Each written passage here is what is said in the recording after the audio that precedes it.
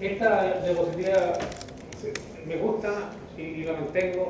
Muchas veces digo, no voy a decir nada, pero igual digo algo porque ordena diferentes regiones del sistema nervioso central y le da ciertas funciones. Por ejemplo, ya hemos visto la médula espinal. La médula espinal tiene funciones motoras, sensoriales y autonómicas. El globo raquídeo también tiene funciones sensoriales y motoras, pero tiene funciones de integración, por ejemplo, respiración, control cardiovascular. Después viene el puente, tronco cerebral, protuberancia, tiene diferentes nombres. Y como el nombre lo dice, puente involucra conectividad. ¿Y qué es lo que conecta? Conecta el cerebelo, por ejemplo, con el resto del sistema nervioso. Y además de eso, en el puente hay núcleos que son importantes para las funciones críticas de nuestro cuerpo. Y funciones críticas de nuestro cuerpo, de nuevo, respiración, frecuencia cardíaca, eso, funciones críticas. Cerebro medio, el cerebro medio tiene núcleos que, por ejemplo, participan de las emociones, núcleos que participan de la activación cerebral, del dolor. Esos son los núcleos que están en el cerebro medio. Después está el tálamo, y el tálamo es un centro de relevo. Acuérdense de eso, centro de relevo. Y como cualquier estación de tren, muy frecuentada, está llegando información y saliendo información a múltiples regiones. Entonces, el tálamo es como una estación de tren o aeropuerto gigantesco donde recibe información y envía. El hipotálamo es un centro de integración nerviosa endocrina. Es por eso que cuando uno tiene un estrés o tiene una emoción, nuestro sistema endocrino se va a afectar. Y finalmente, los hemisferios cerebrales, está la corteza cerebral, que la vamos a ver en la tercera clase, ganglios basales, que participan del control motor, participan emociones. La formación hipocampal es fundamental para la memoria. La formación de nuevas memorias se realiza a través de la formación hipocampal o hipocampo. Y finalmente, la amígdala, un centro fundamental para las emociones. Cada vez que tenemos miedo o estamos bajo un estrés, se activa la amígdala. Y a mí entender algo que es lo más importante, la formación reticular. Y creo que la formación reticular fue uno de los primeros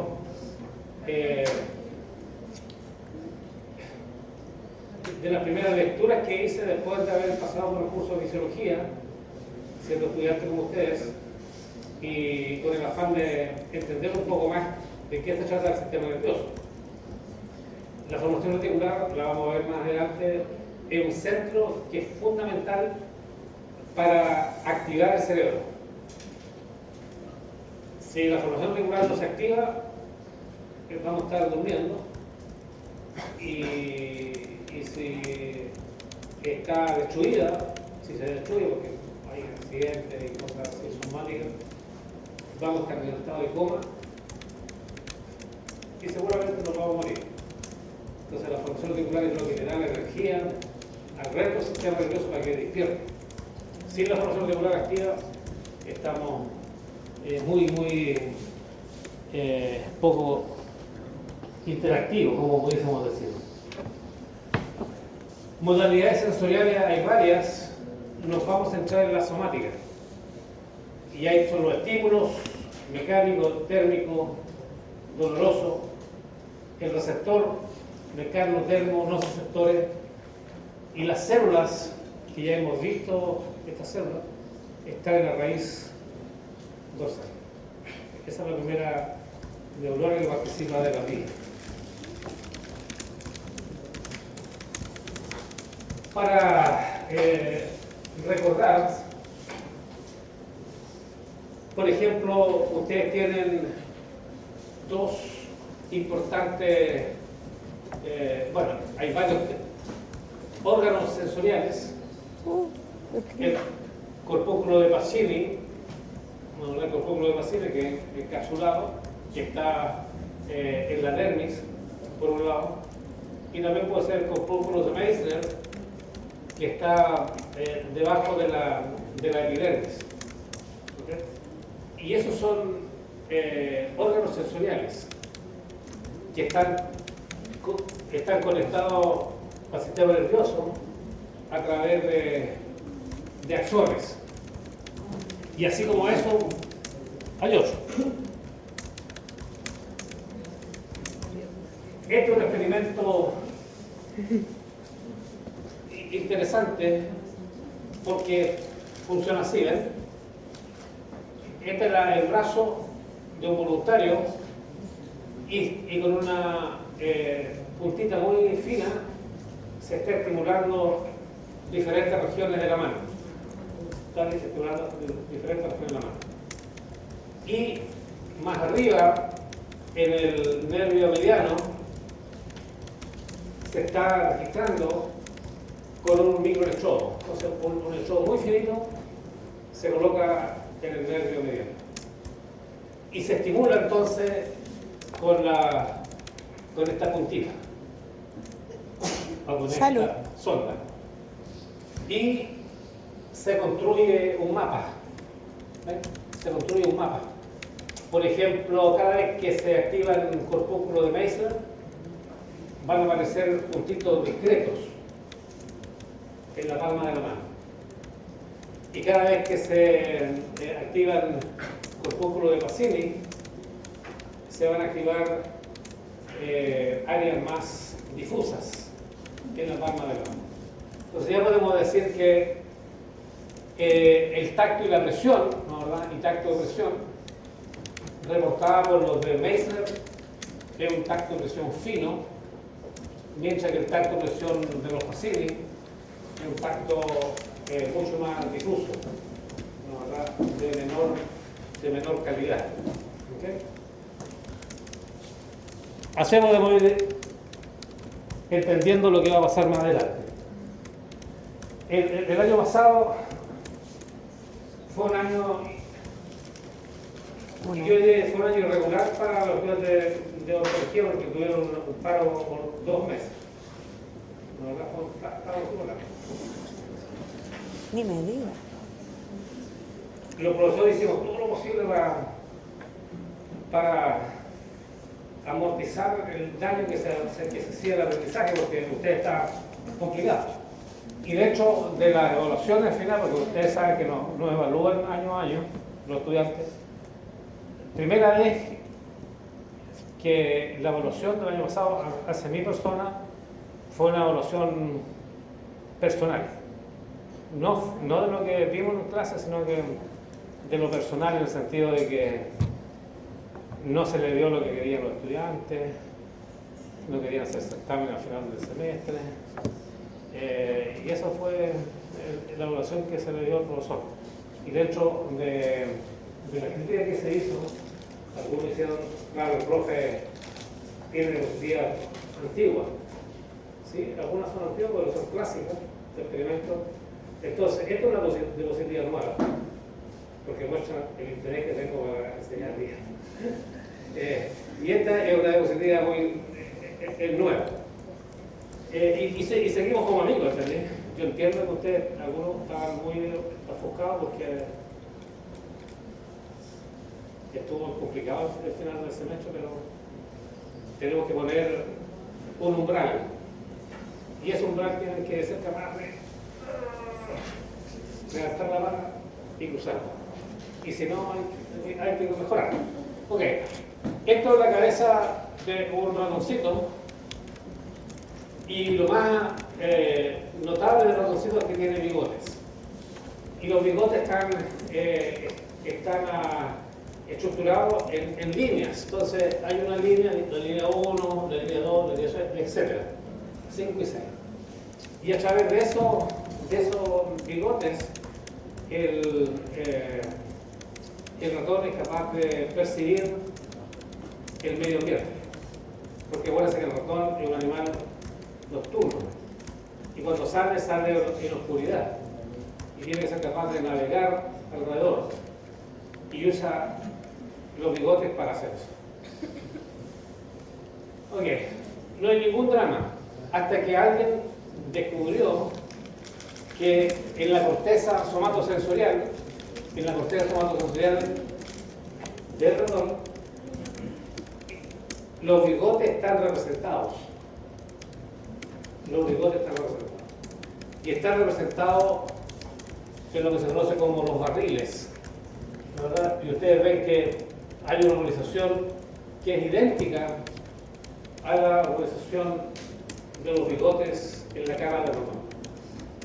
Y esto es relevante porque indica que los bigotes que están en la cara y que son importantes para el tacto, la presión que va a permitir el ratón viaje, tienen que ser procesados a nivel de la corteza, y en este caso la corteza contralateral, porque las vías son cruzadas.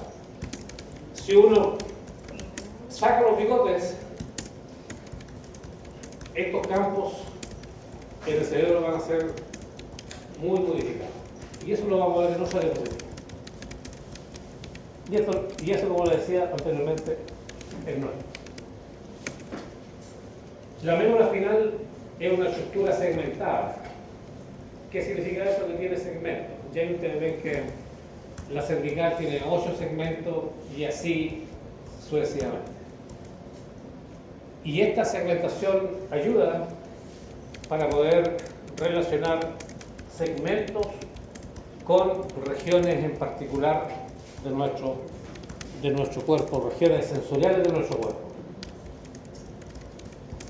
Otra característica que tienen la médula espinal es que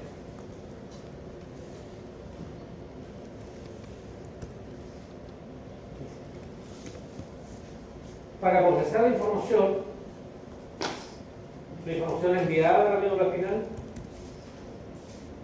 y de la médula espinal viaja hacia centros superiores. Y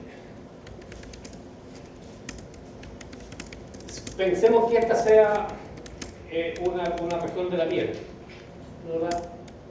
Y hay dos óvalos, el óvalo interno y el óvalo externo, el interno y el externo. Y el interno lo vamos a llamar óvalo número 1. Cuando se activa la región interna con un estímulo, lo voy a activar con esto, ¿okay? Lo activo, cuando activo la región 1, se va a activar esta neurona, va a llegar a la neurona de proyección y la información va a ascender hasta la corteza cerebral, contralateral. No hay ningún drama.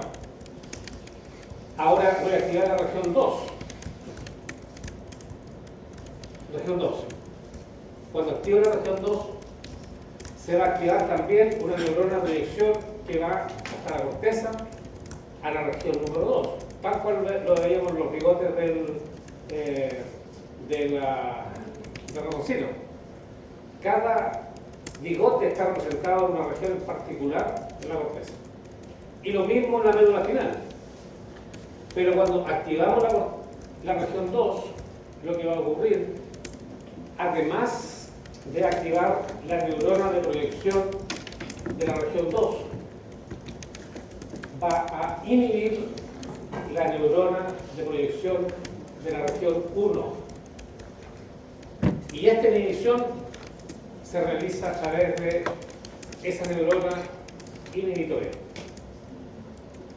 Entonces, al activar la región número 2, le está diciendo a la región 1, quédate callado, estoy hablando yo, la región número 2. Y eso le permite al cerebro discriminar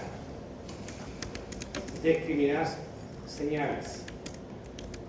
Y la discriminación cerebral es fundamental para todos los momentos de nuestra vida. Entonces, el campo receptivo, porque estos son campos receptivos, es el campo receptivo 1, campo receptivo número 2, son excitatorios porque excitan la corteza y la neurona de proyección, pero inhiben en forma lateral los campos receptivos adyacentes. Entonces, cuando el bigotito 1 se activa, se va a activar la corteza asociada con el bigote 1, pero la corteza asociada con el bigote 2 y 3 se van a inhibir, porque el ratón quiere procesar la información desde el bigote 1. Si estuviese procesando la información del 1, del 2, del 3, va a ser un procesamiento no específico. Y ustedes saben, entienden lo que importante que es la discriminación. La discriminación es, por ejemplo, cuando uno está comiendo un dulce va a ser uno capaz de distinguir que el dulce está sabroso. Está sabroso. Porque si tuviese con alguna toxina, lo más probable es que no está sabroso, va a estar amargo. Y poder entender que algo es dulce y que algo es amargo es fundamental para nuestra sobrevivencia. Y acá un ejemplo de las discriminaciones sensoriales en nuestro cuerpo. Si uno separara dos puntas, ¿no, verdad? Esto es como un compás, pero uno lo separa por distancia. Y si uno separa las dos puntitas de este compás por 1 milímetro y prueba la lengua, va a poder diferenciar cuando las puntas están separadas aproximadamente 1 milímetro de distancia.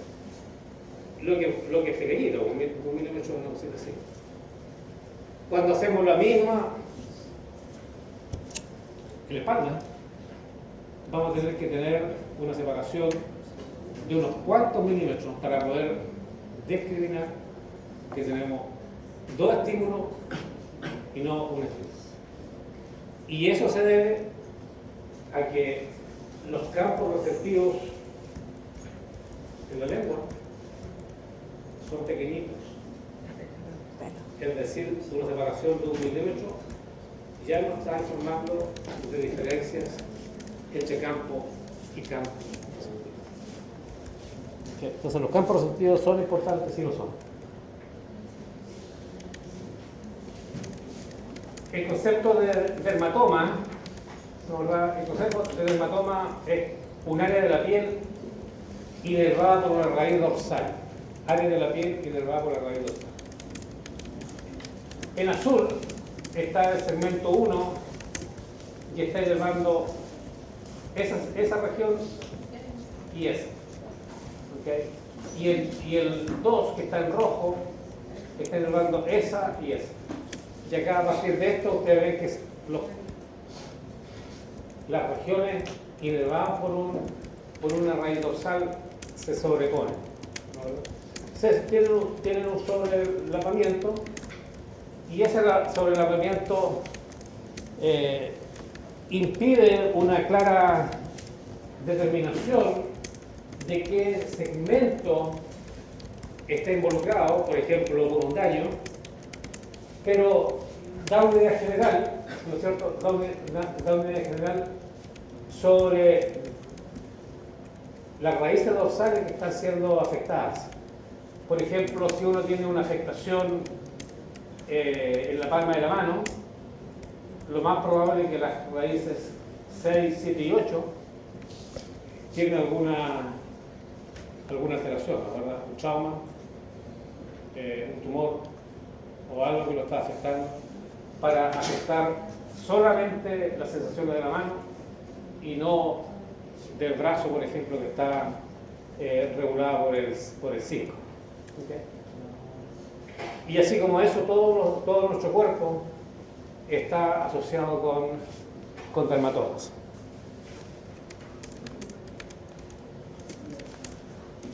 ¿Cómo uno recibe la información? ¿Cómo la recibe? La recibe utilizando dos vías sensoriales distintas. Hay una vía que está en verde y una vía que está en azul. Y dependiendo si la vía de azul o verde, vamos a procesar en forma diferente diferentes modalidades de sensaciones.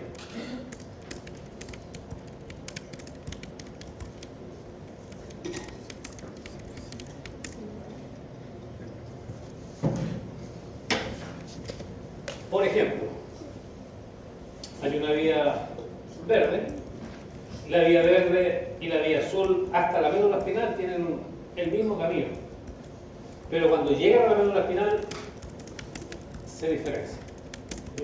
La vía verde es la vía de dolor y la vía azul, en este caso, es la vía del tacto y la presión. Tacto y la presión. Y vamos a tratar de entender las dos vías. Bien. Y claramente las dos vías llevan información distinta. Ok, la primera vía. La primera vía se conoce como las columnas dorsales. Sistema de las columnas dorsales. En algunos libros se habla del discal medio. Esta vía lleva sensaciones de tacto y presión, lo que acabamos de ver en una de las diapositivas previas, la propiocepción, la vibración y el tacto localizado. Tacto localizado, el tacto epicrítico, que es un tacto fino, bien definido. Propiocepción es importante porque nos permite determinar o conocer la posición de nuestro cuerpo. Tiene la mandíbula uno en posición cerrada, posición abierta, son elementos de propiocepción. ¿Cómo llegan estas vías? Las vías llegan a la médula espinal, ¿ven? Llegan a la médula espinal y van a ascender hasta el bulbo raquídeo. La primera cosa que van a hacer, van a llegar hasta el bulbo raquídeo. En el bulbo raquídeo hay una sinapsis. Y después de la sinapsis se van a mover al lado contralateral.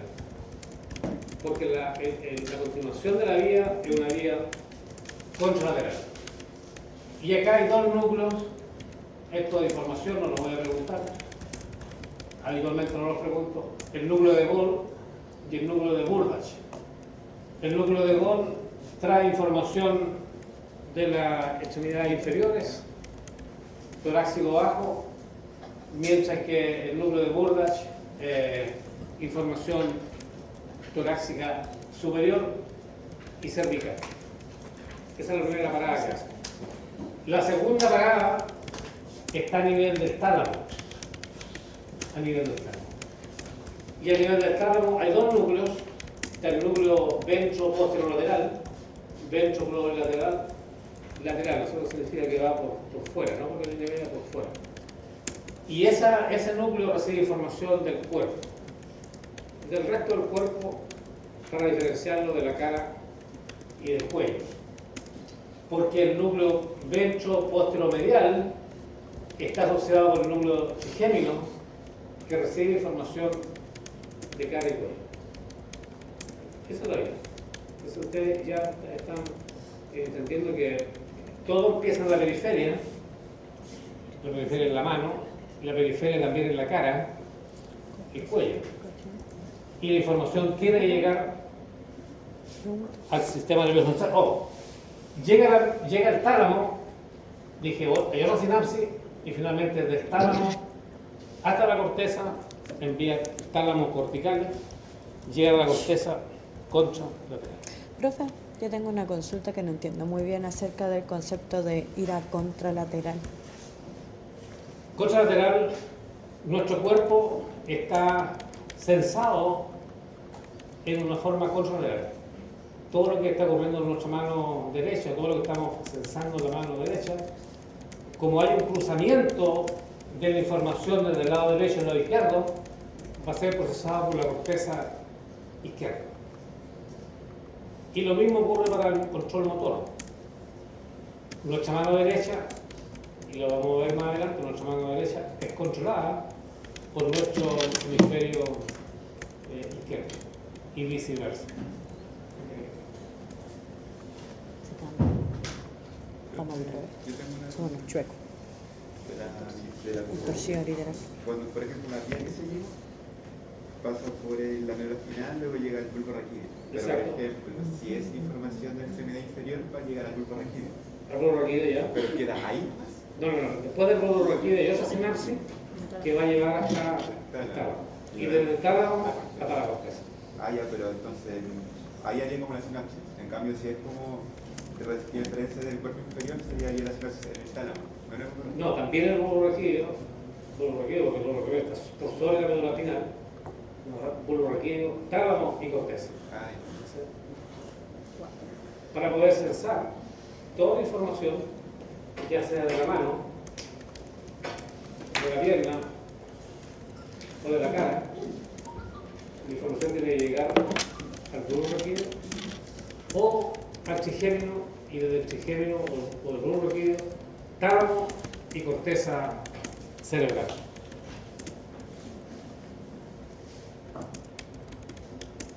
Y acá uno puede hablar de las vías sensitivas del trigémino. El sistema es análogo a la médula espinal. La única diferencia es que aquí tenemos este ganglio del trigémino.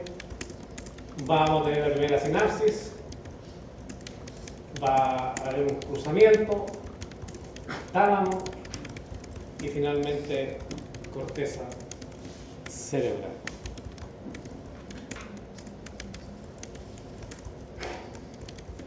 Sí. El cruzamiento ocurre posterior a la sinapsis que ocurre en el bulbo raquídeo. Bulbo raquídeo y finalmente cruzamiento.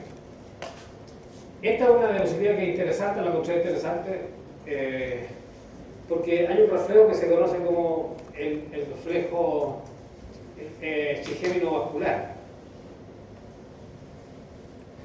El reflejo trigémino vascular se produce fundamentalmente porque hay una estimulación nociceptiva, es decir, de dolor, nociceptiva, que va a ser procesado por el trigémino. Y uno va a experimentar el dolor, porque es una vía sensorial nociceptiva. Pero además de eso, ¿no, verdad? Y además de percibir el dolor en la corteza, lo que va a hacer, va a activar el sistema parasimpático. Va a activar el sistema parasimpático. Y al activar el sistema parasimpático, se va a producir una respuesta refleja, por ejemplo, a nivel del ojo, donde se va a producir secreción de lágrimas. Ustedes van a ver que cuando un individuo está sufriendo de un dolor extremo en su cara, que está regulado por el trigémino, también va a estar lagrimeando. Y es un reflejo que se conoce como reflejo trigémino vascular. No más, sí. No se activa, no, sí se activa. Ya.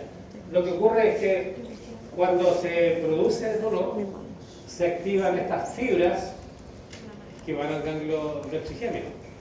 Se activa el trigémino y tiene que enviar información ascendente, ¿no, verdad? Va a enviar información ascendente ¿hacia dónde? Hacia el tálamo a la corteza, pero además de eso se va a activar el complejo que se conoce ahí como trigémino cervical.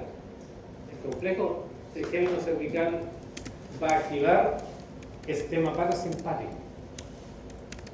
Y el sistema parasimpático regula la secreción, nos da lágrimas de nuestro ojos.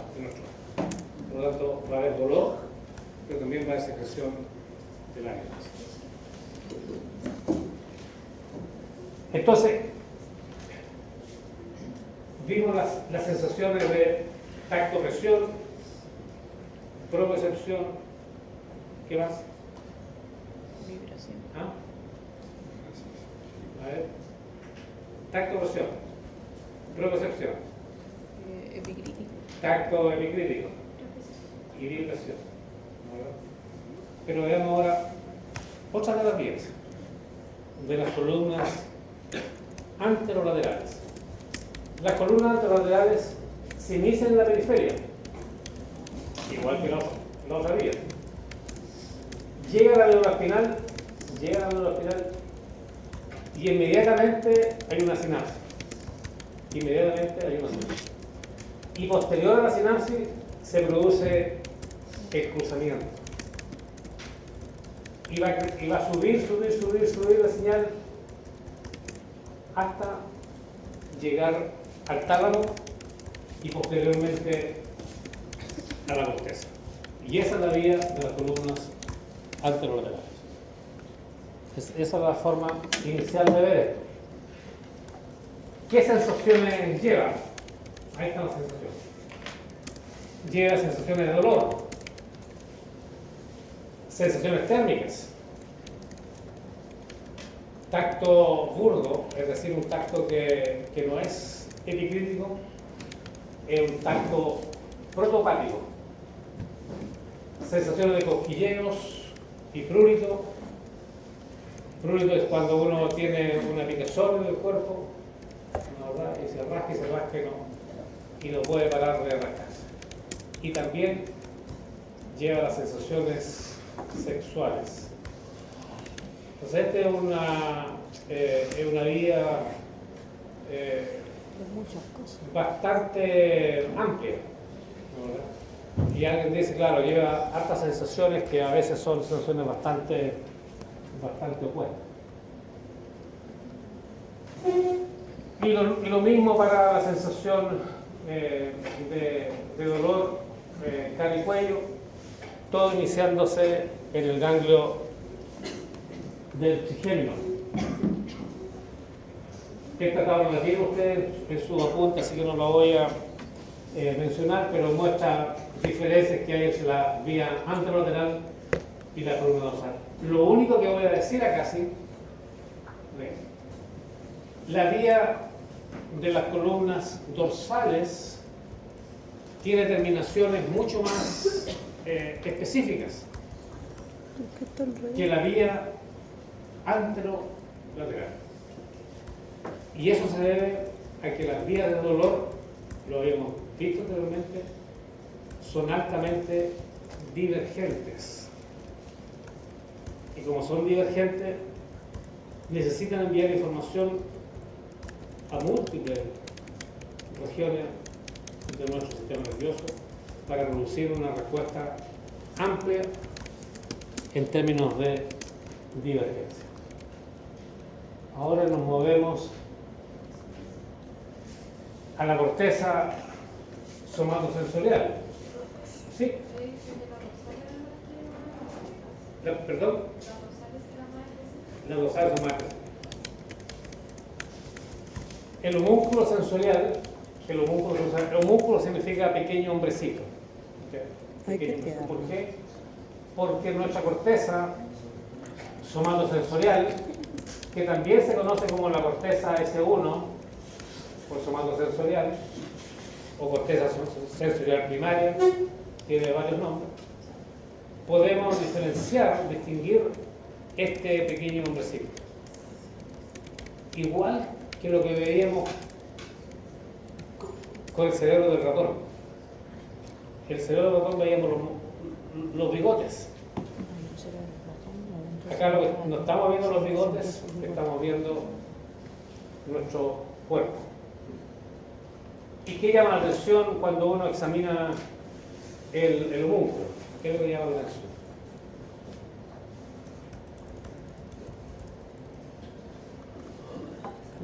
Que está como de... ¿Ah?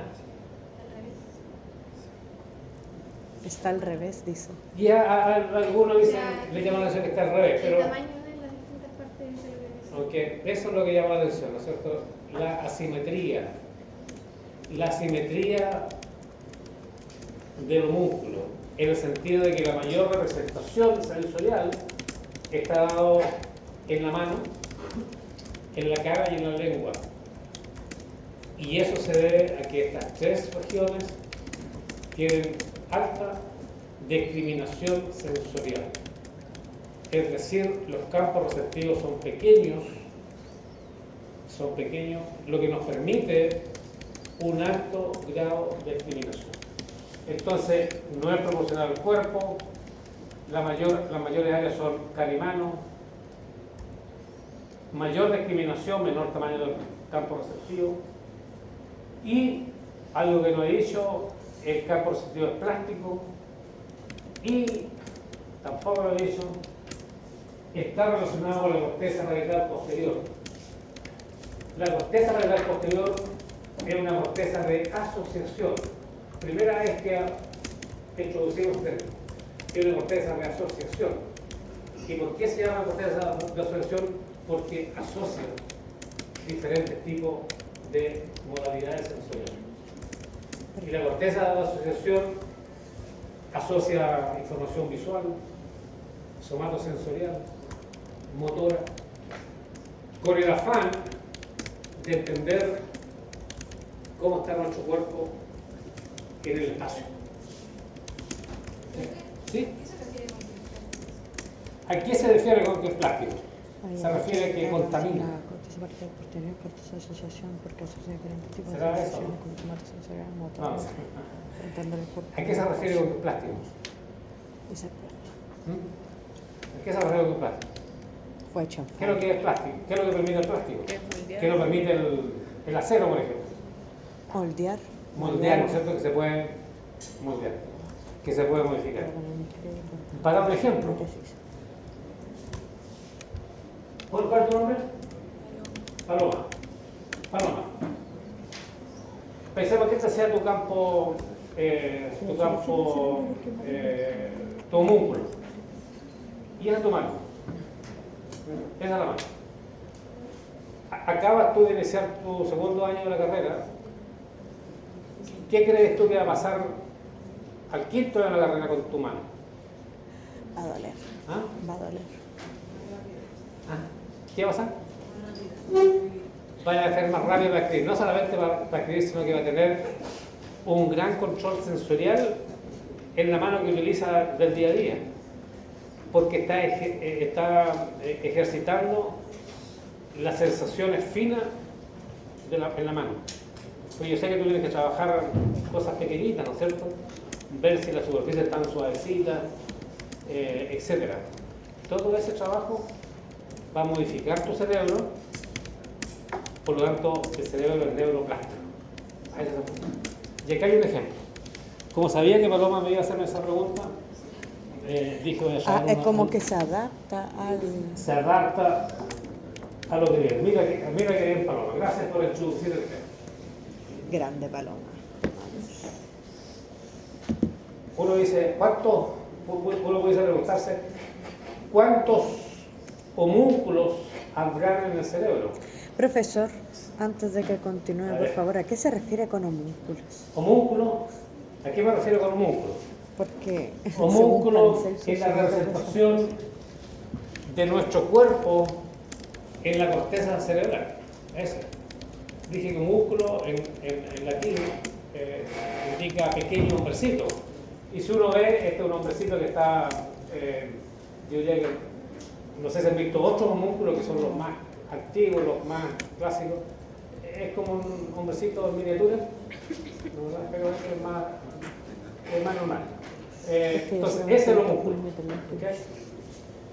Entonces ese es el homúnculo que uno lo llama S1, y ese homúnculo recibe información profunda de la piel, a ese se refiere.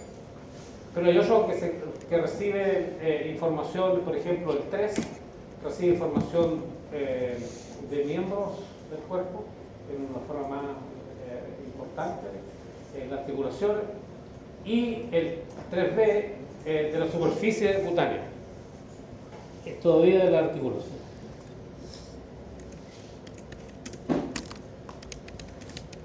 Okay. Entonces, aquí está el homúnculo 1, lo que acabamos de ver, y el 3B. Hay repetición, ¿no? ¿Verdad? Hay repetición, hay un sobrelapamiento de áreas corporales en los homúnculos. Por ejemplo, la mano, esta es la mano de un monito, ¿no? ¿Verdad? Porque es más fácil estudiar un monito que el ser humano. Y si uno compara el homúnculo 1 con el homúnculo 3, en los dos homúnculos hay representación de los dedos, con algunos énfasis distintos, porque el primero dijimos que era representación profunda, mientras que el segundo es profunda, ¿no, verdad? Y información superficial. Pero hay una complementación.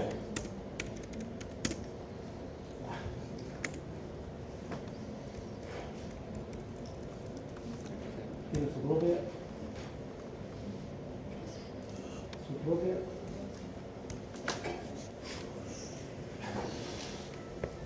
A veces hay daño en la corteza somatosensorial primaria. Un trauma, cáncer, y la corteza se pierde, se destruye. Y esto es lo que se produce, ¿eh? Pérdida de tacto fino y sensación vibratoria. Hay una alteración en la sensación del cuerpo, percepción, pérdida de la discriminación y tamaño y textura, pérdida de la esterognosia. Y la esterognosia es la capacidad que tenemos para reconocer objetos a través del tacto y la presión. Cuando uno no puede reconocer objetos porque está con los ojos vendados, por ejemplo, o ojos cerrados, puede utilizar el tacto y presión para reconocer objetos, y eso se conoce como esterognosia. Ah, como buscar monedas en los bolsillos. Moneda en los bolsillos de una vez. Este es el experimento que quería mostrar en relación a la pregunta que hacía Ramón. De nuevo estamos en el cerebro del mono. Y hay representación, ¿no, verdad?, de los dedos. Esta es la palma de la mano, estos son los dedos, y esta es la representación en la corteza. Entonces, ustedes ven que el dedo 1, el dedo 2, el dedo 3, 4, 5 está representado en la corteza.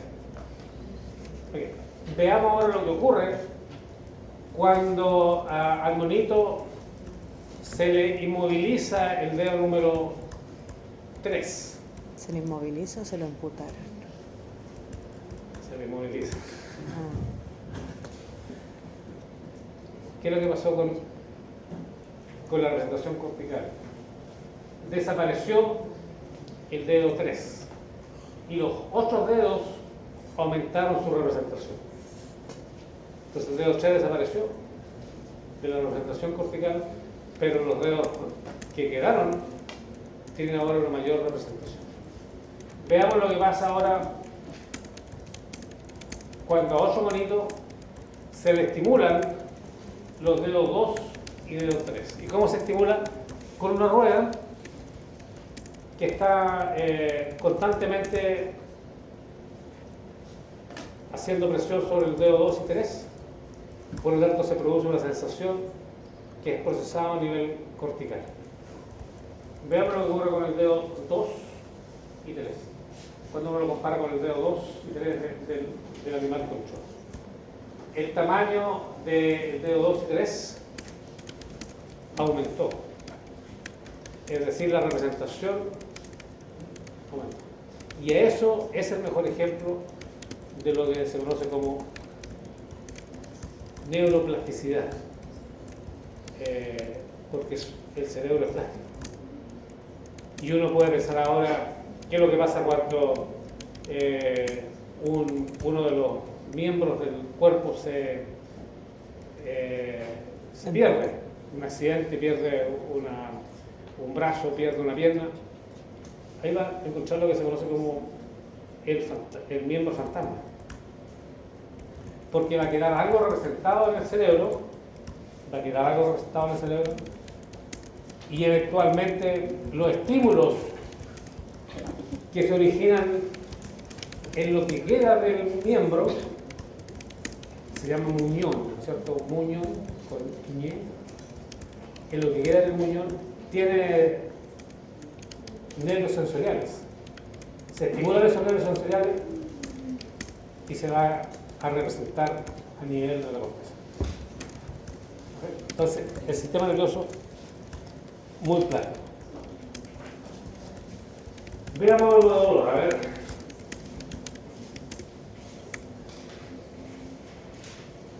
Dolor es importante.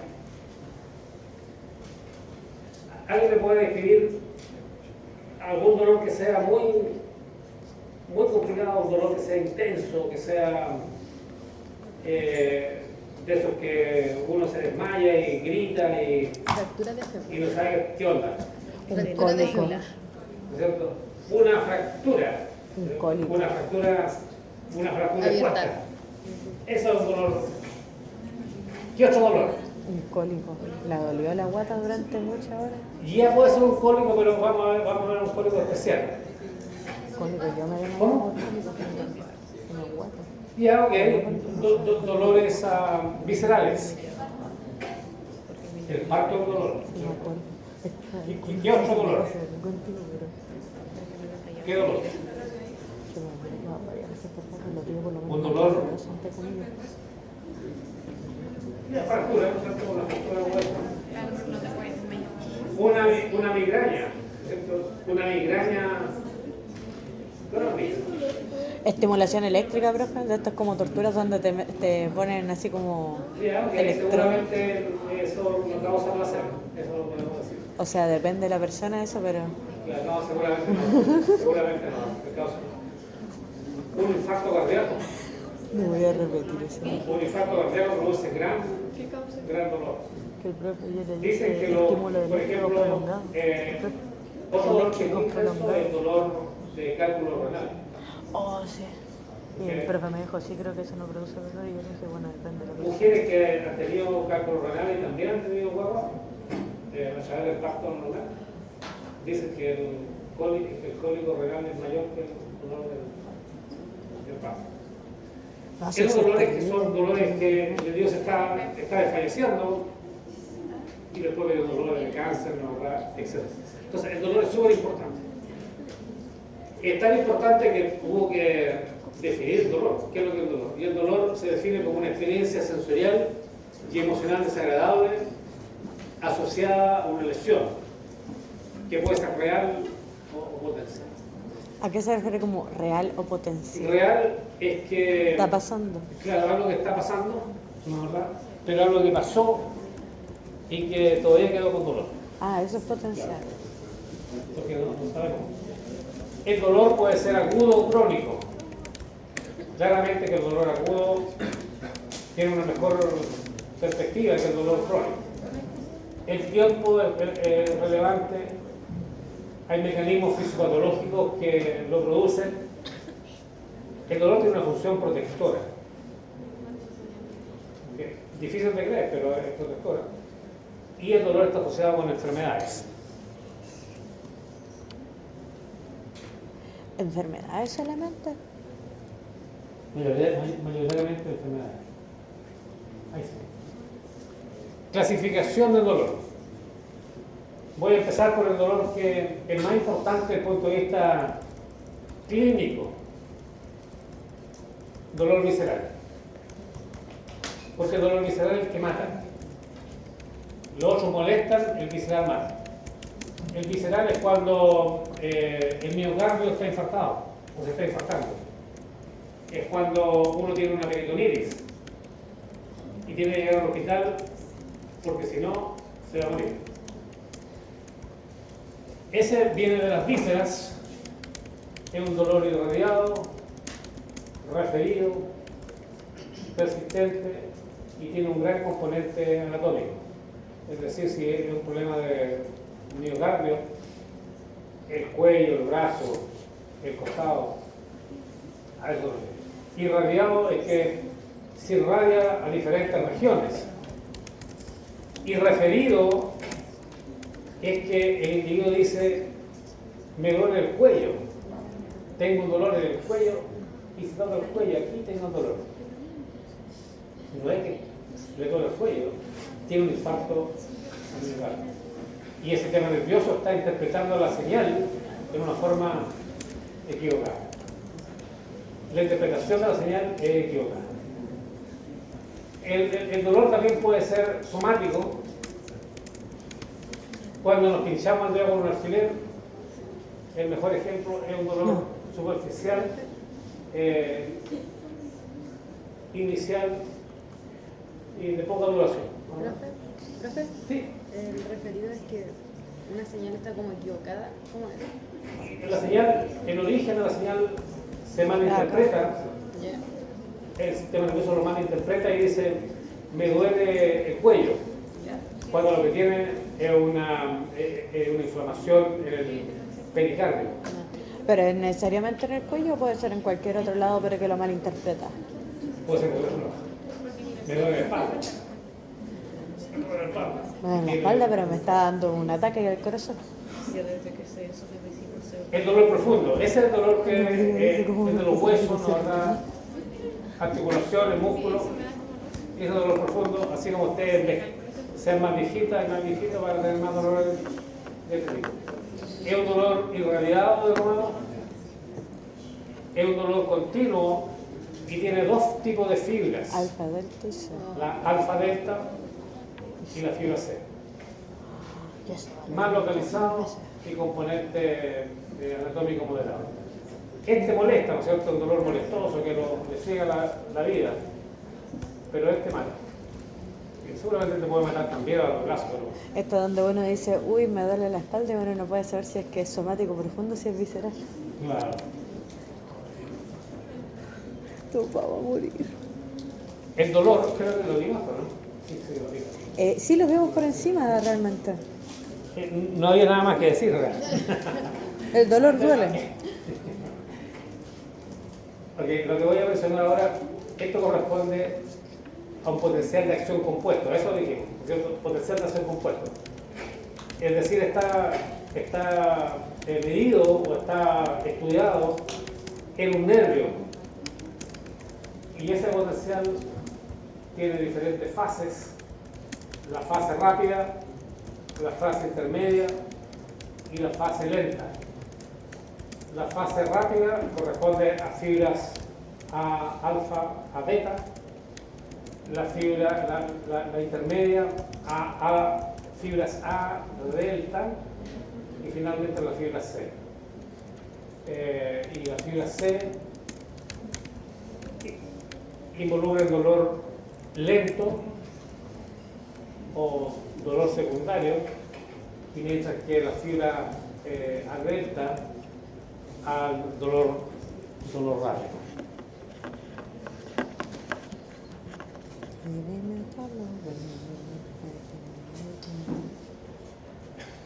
El dolor, cuando uno tiene dolor, trata de explicarse por qué tengo dolor, ¿no? ¿Verdad? ¿Por qué estoy sufriendo del dolor? Y el dolor no es mucho más que la neurofisiología de nuevo. Mano, médula espinal, corteza. Los potenciales de acción, y eso es lo que creo que lo mencioné anteriormente, son fundamentales para el dolor. Para poder experimentar dolor, tienen que haber potenciales de acción en las fibras nerviosas. En las fibras nerviosas que llegan a la médula espinal y finalmente a la corteza. Imagínense potenciar la reacción produciendo dolor. Un poco casi increíble, pero eso es lo que hay. Y acá voy a dar un par de ejemplos, ejemplos bien gráficos de lo que ocurre cuando un canal de sodio, ¿no es cierto? Un tipo de canal de sodio, en este caso se llama canal de sodio voltaje dependiente 1.7, es el nombre del canal. Canal de sodio voltaje dependiente 1.7, que tiene un gen asociado, porque las proteínas son codificadas a través de genes. Pueden haber cambios en este canal, produciendo alteraciones importantes en la sensación de dolor. Hay una condición, y ustedes podrán ver cuál es el nombre de la condición, pero hay una condición que se conoce como la condición SIC. Sí. Y lo que ocurre en esta condición es que el canal no se expresa. El canal de sodio no se expresa. ¿Qué creen ustedes que va a ocurrir si no se expresa el canal de sodio? ¿No siento dolor o no? No siente dolor. El individuo no siente dolor. Uno dice, eso es fantástico, no siente dolor. No es tan fantástico porque individuos que tienen estas mutaciones se mueren jóvenes. Es que no hay nada que le indique que hay un problema en el organismo. ¿Verdad? Entonces se muere joven y Mi compadre, que se hizo un hay otra condición donde el canal Olvídalo. aumenta en función, ¿cierto? Aumenta la función del canal 1.7. Dispara más potencia de reacción. Y esta condición se conoce como PEPD,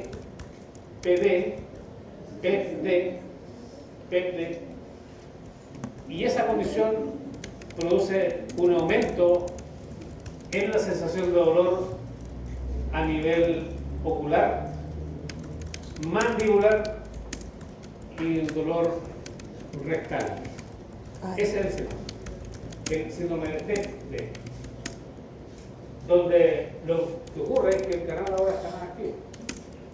Entonces, para que ustedes vean que un canal, una proteína, es capaz de controlar en forma importante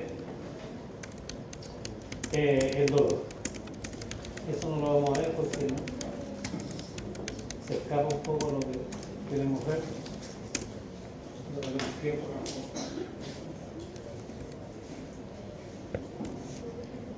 Esta es una neurona de la raíz dorsal. Y la hemos ya visitado varias veces. Viejo amigo. Esta es la parte periférica, es decir, esto está en la superficie de nuestro cuerpo. Y acá está en la médula final, en la parte central. El dolor se produce de esta forma. En la parte periférica están estos canales de iones que se conocen como TRPV1. TRPV1, que es lo mismo que lo que está acá, BR1. BR1 es el nombre antiguo y TRPV1 el nombre más nuevo. ¿Y de qué son las siglas? ¿Perdón? ¿De qué son las siglas? ¿Qué significan? No queréis saber qué es lo que son. Tiene que ver con Ni yo me lo sé. algo como potencial de receptor transiente de voltaje 1. Algo parecido. Ok, entonces, este canal es un canal o un receptor de dolor. ¿Y por qué es el receptor de dolor? Porque responde al calor y responde a hidrogeniones. ¿A qué? Hidrogeniones. Hidrogeniones son, creo que serán los hidrogeniones. Hidrogeniones. Son cationes de hidrógeno. cuando uno tiene inflamación, cuando uno tiene una infección, se produce una baja en el pH. Y la baja del pH es porque tiene demasiado hidrogenio. La concentración de hidrogenio aumentó mucho. Y eso produce otro. Entonces, estas sustancias activan este canal. Y al activarlo, entra sodio, entra calcio. ¿A dónde? A la neurona de la raíz dorsal. Y se produce, lo más importante que se produce es que se activan genes, o se activa la transcripción de genes. Se activa la transcripción de genes. Cuando se activa la transcripción de genes, se van a sintetizar proteínas. Y esa proteína van a aumentar la transmisión sináptica asociada con esta neurona. De nuevo estamos hablando de plasticidad o neuroplasticidad. Entonces, cuando se activan estos receptores, entra sodio, entra calcio, se van a activar transcripción de genes, proteína, síntesis de proteína, y el resultado final va a ser que la sinapsis en la médula final, va a ganar función, es decir, va a estar más activa. Y eso se conoce como la hiperalgesia secundaria. Entonces, el sistema está muy sensible a estímulos que van a producir dolor. ¿Cómo se conoce? Hiperalgesia secundaria. ¿Cómo? Las proteínas que hacen es que van a aumentar la función de esta neurona. ¿Cuál es la función de esta neurona? Es excitarse y liberar neurotransmisores acá. Por ejemplo, van a aumentar la liberación de glutamato. Esa es una de las. Y al aumentar la liberación de glutamato, la transmisión va a aumentar. Qué loco.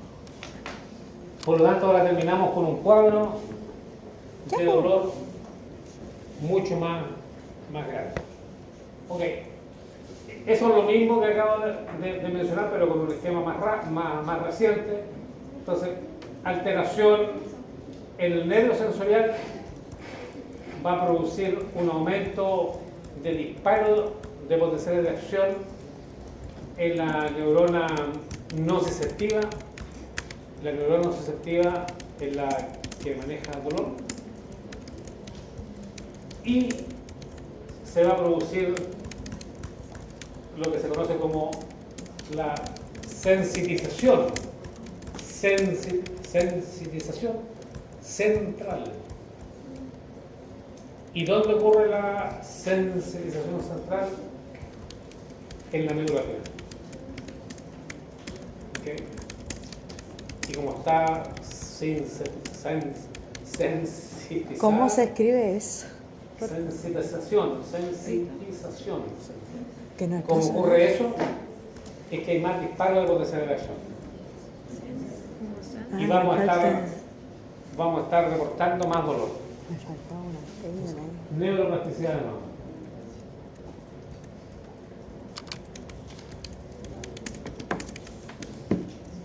Este es un esquema, y creo que puse otro nuevo. Y Aquí hay una cosa interesante, pero veamos a ver si está o no.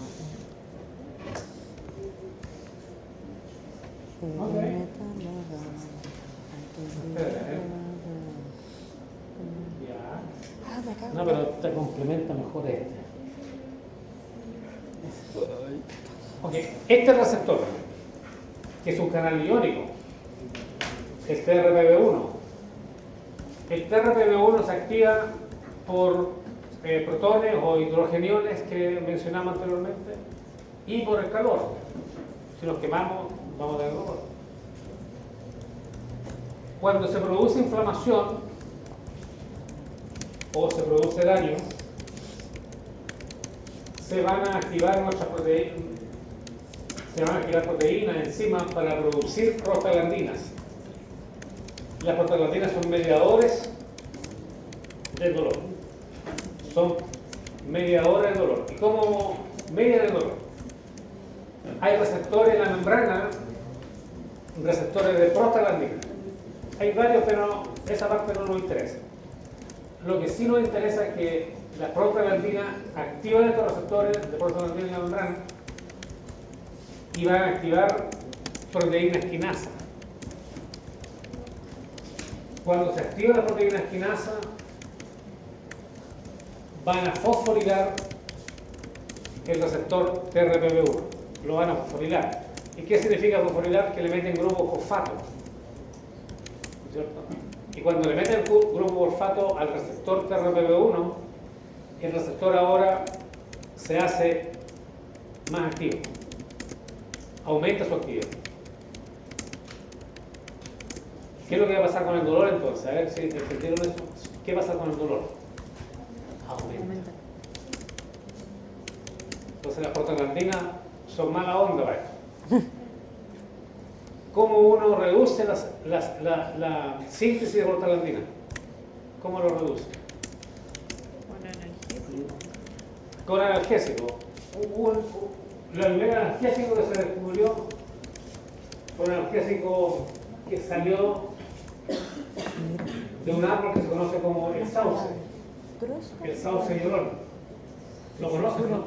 El sauce llorón, no, tienes que conocerlo. ¿Cómo no conocer el sauce llorón? El sauce es ese arbolito que creo que aquí hay un sauce que era un sauce, no es un plato, no. No sé qué es. Que se cayó el año pasado, al frente de la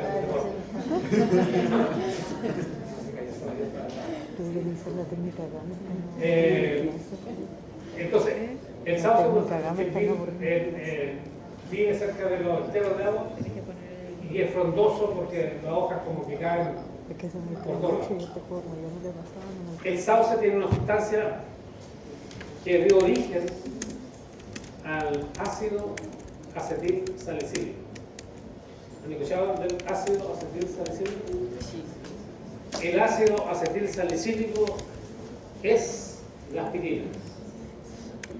Entonces, la aspirina, que es nuestro remedio para los dolores,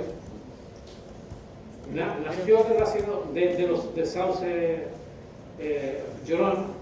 Sí, que si me como un sauce. Y lo que hace la aspirina y otros analgésicos no esteroidales inhiben la síntesis de prostaglandina.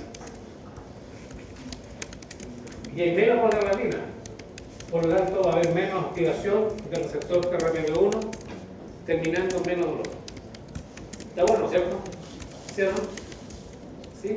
Sí. Me encanta el sauce llorón. Sí. ¿Cierto?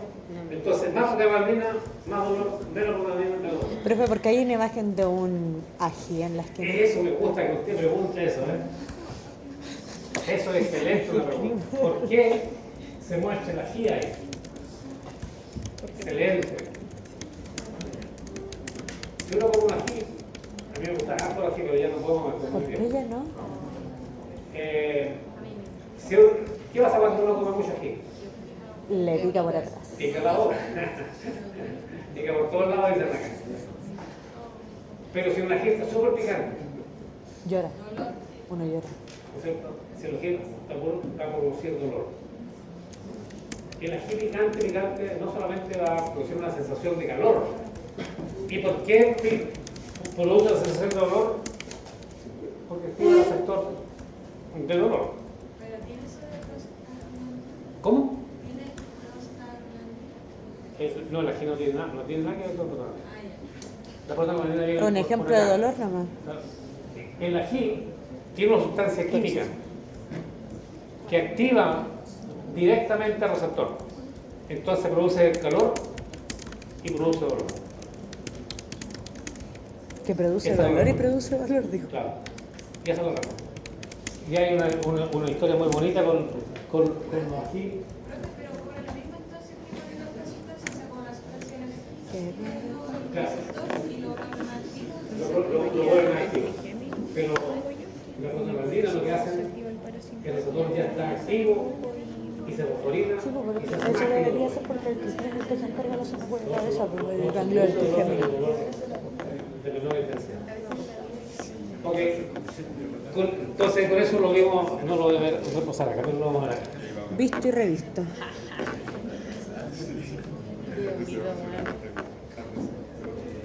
Claro. Me gusta cómo analiza la foto antes de ver si funciona.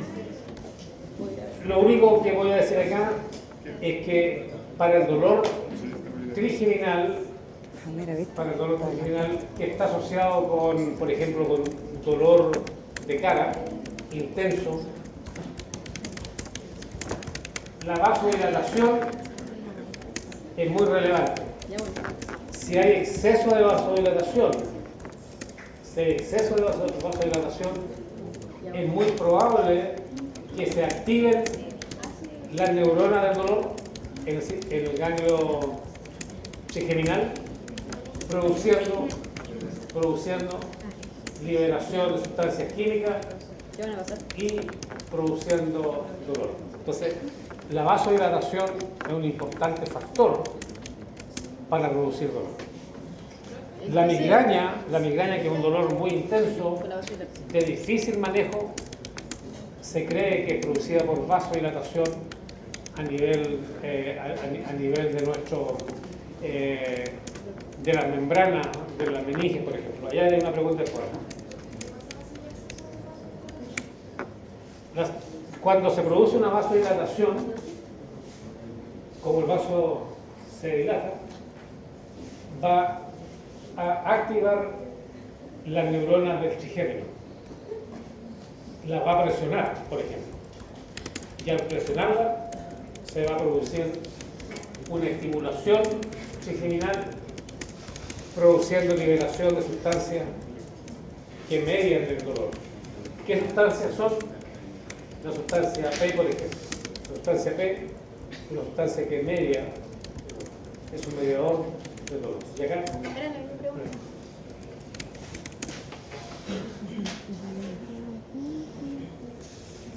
Ok, me quedan un par de diapositivas. Acuérdense de las fibras A alfa, A beta.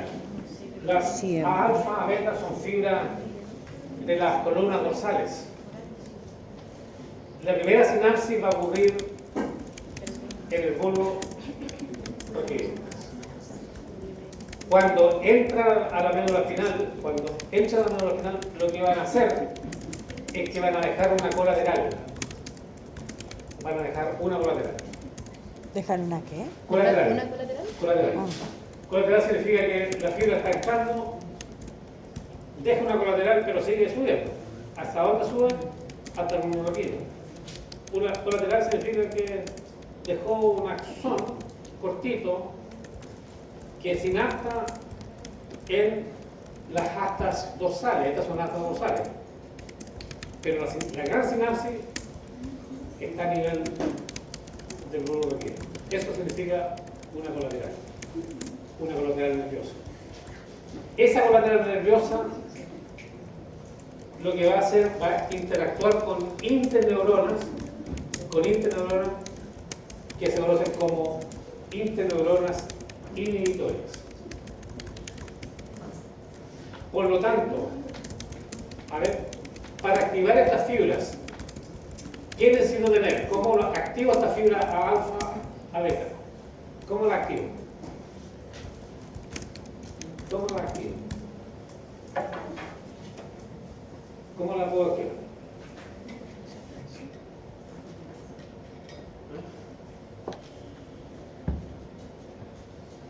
¿Qué función lleva la fibra A alfa, A beta?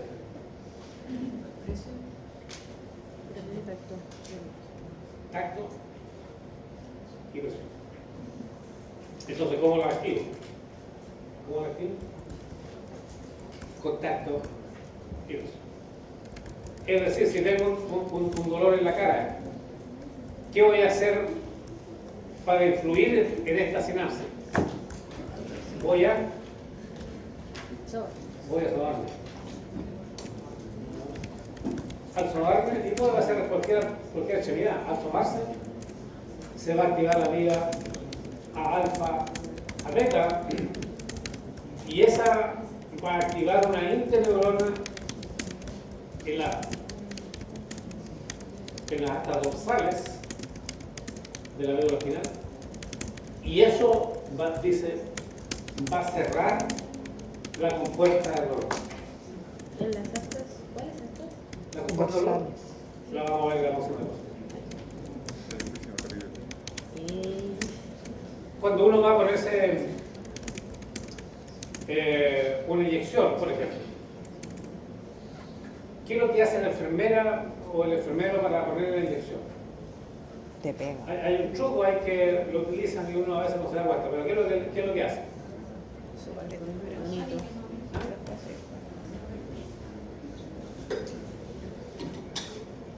¿No es cierto? Vamos a soldar en el lugar de explosión. Con un cotonito. Este lugar de la inyección nos va a hacer eso. Apretan un segundo y después, y uno ni siente. ¿Qué estoy haciendo?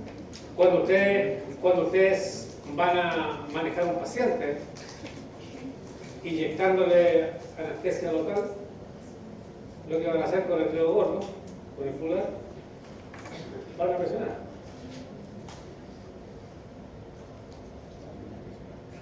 Sacan, inyectan.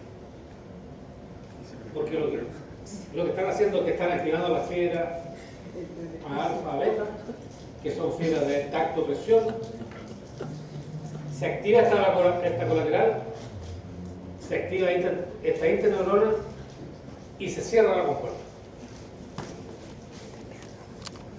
Esa es la compuerta.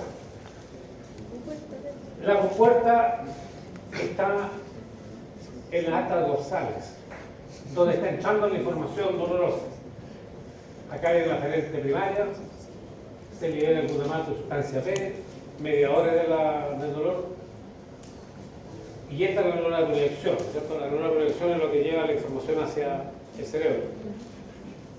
Y acá tiene una neurona en azul, que es una interneurona que libera encefalinas. Y las encefalinas son neurotransmisores que activan receptores encefalinérgicos. Por ejemplo, el receptor MU, hay un receptor que se llama receptor MU. Ese receptor MU es porque lo activa la morfina. Entonces, se activan las encefalinas, se liberan, y al liberarse, la sinapsis se inhibe. Y al inhibirse la sinapsis, la transmisión de dolor deja de ser transmitida. ¿Y cómo se cierra? Se cierra porque activamos la neurona A alfa, beta. Se cierra porque las emociones que vienen desde la parte más superior del cerebro activa esta neurona, activa esta interneurona, cerrando la compuerta. Entonces, la compuerta puede estar abierta o cerrada. Y cuando uno cierra la compuerta, el dolor deja de transmitirse. ¿Y cómo la cierra? Tacto, presión, las emociones. Las emociones, uno está jugando a la pelota, por ejemplo, le pegan una chuleta y le dejan la pata así como empanada. No le va a doler mucho, porque está con toda la emoción del partido. Pero termina el partido, tienen que llevarlo así a rueda a la casa. ¿Por qué? Porque la emoción controla. La acupuntura cierra la compuerta, la morfina cierra la compuerta, la estimulación eléctrica a través de los TENS cierra la compuerta.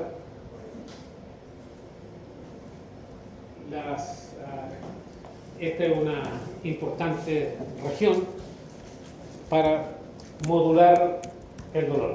Lamentablemente es una modulación poco permanente.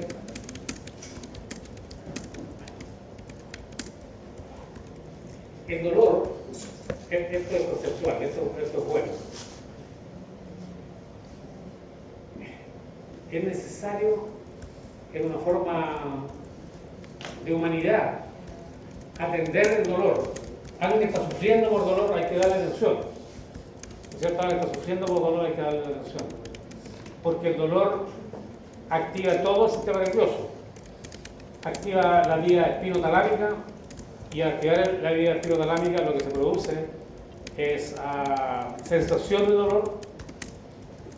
Activa la vía espino-reticular, y la vía espino-reticular activa la formación reticular, es decir, toda nuestra corteza se activa.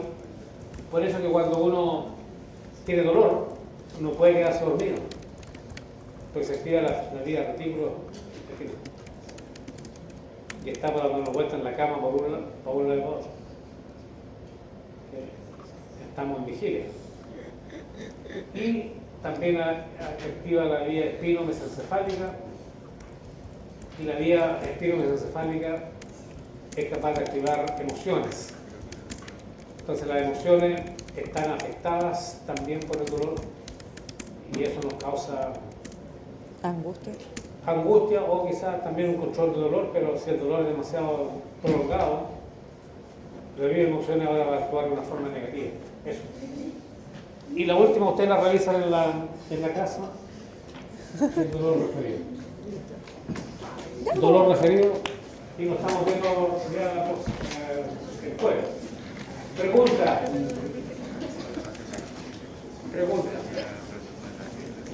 No hay pregunta. ¿Cuándo nos dejan los pagos? Es materia nueva. La última clase sí. No sé. Pero creía que siento que tengo visto lo que hay ahí directo, pero no. Ahí. A ver,